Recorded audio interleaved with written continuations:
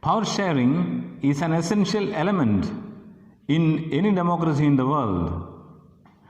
Power sharing being the topic for our discussion in the first chapter of the political science textbook of Class 10 CBSE syllabus, let us go a little deeper into the meaning of power sharing. In order to make us understand the deeper meaning of power sharing, we are given two examples, one each from two different countries. First, Belgium. In Belgium, there are two groups of people living there. One, Belgians who speak Dutch language in the Flemish region of Belgium, who constitute 59% of the total population, and the other, the French, who constitute 40% of the total population and live in Wallonia region of Belgium. The remaining 1%, Belgians, speak German language. This being the situation, let us come to understand what was the complex problem there in Belgium. These two groups had another peculiar problem in Belgium. Though the Dutch-speaking population was more in the country, in the capital city of Brussels, we see 80% of the population living there in the capital city are French-speaking people who constitute only 40% of the total population, the rest of Belgium. Whereas the 20% of Dutch-speaking people only constituted the population in the city of Brussels. So naturally, the people who were more in number in Brussels controlled the government, and they took advantage of all the economic and educational benefits there. So this created some sort of uneasiness and inconveniences in the mind of the people of Belgium. Now coming to Sri Lanka. Sri Lanka, the majority population constituting 74% are Sinhala people, Sinhala speaking people, and we have 18% who constitute Tamil speaking people in Sri Lanka. The rest 7% are both from Sinhala and Tamil speaking communities who are Christians. So, because of this majoritarian attitude in Sri Lanka, the democratically elected government in Sri Lanka took more majoritarian measures in order to control the rest of the population there, and they have given more benefits to the Sinhala speaking people there, whether it is in the educational institutions or whether it is in the government offices in case of job. So naturally, the less fortunate, the Tamils,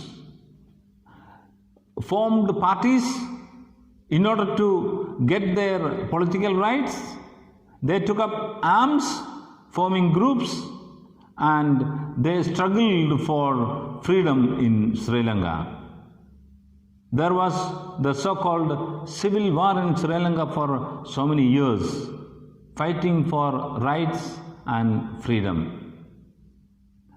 Whereas in Belgium, people, though there were differences, that of cultural and political differences, people came together in order to respect each other's differences and they took the situation in a totally different way. They amended the constitution, and then they decided to have equal number of ministers in the central government, and they decided to form a third government which is called community government, and they also formed a separate government where equal number of ministers from both the communities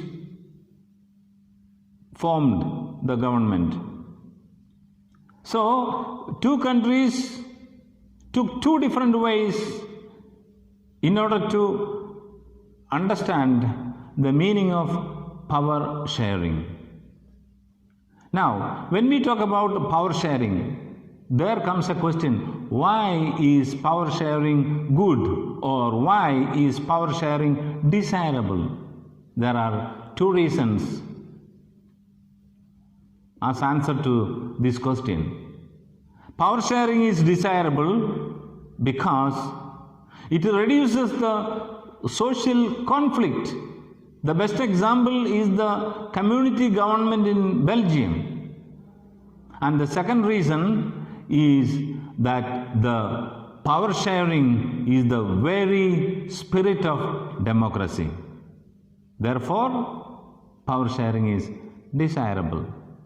Now, towards the end of the chapter, we have the different forms of power sharing. Which are the different forms of power sharing? First of all, power is shared among different organs of the government. Now, in India, we have three organs of the government in our democratically elected government. First of all, we have the legislature, we have the executive, and we have the judiciary. And each of these organs, the three organs are dependent on the other, and no one is superior over to other. So, because of this equal importance given to each organ of the government, there is a check and balance system. The executive is accountable to the legislature, and the legislature and the executive are accountable to the judiciary. Judiciary again is accountable to the other two organs. So, no one is above the other. So, there is a check and balance system which is very good for a democracy to exist in the world. Now, secondly, power is shared among different levels of government. When we look at the system in India, we have the central government right on the top, then we have the state government, then we have the local government. It is in a hierarchical order. So, the central government delegates power to the state government, and the state government delegates power to the local government. In our constitution, it is very clearly written the powers that are given to each level of government. We call it as union list, we call it as state list, and we call it as concurrent list. Concurrent lists are powers that are for both the central government and the state government. For example, education. It is for both central government and the state government. So, power is shared among between different levels of government. Now, power also can be shared among social groups. As I said, best example is community government in Belgium. Power can be shared among social groups. And finally, power can also be shared in the way the arrangements have been made in political parties, in pressure groups, and movement.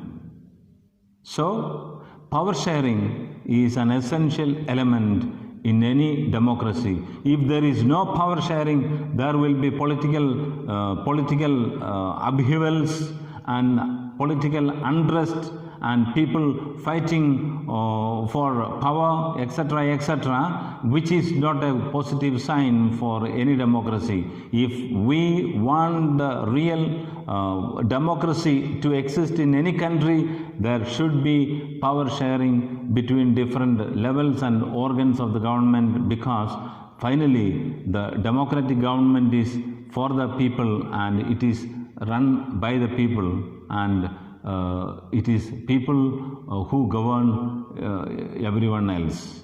So let us hope that the democracies in the world try to choose more and more features into the upbringing of the citizens by sharing more power, and thus a true democracy existing in the world. Thank you.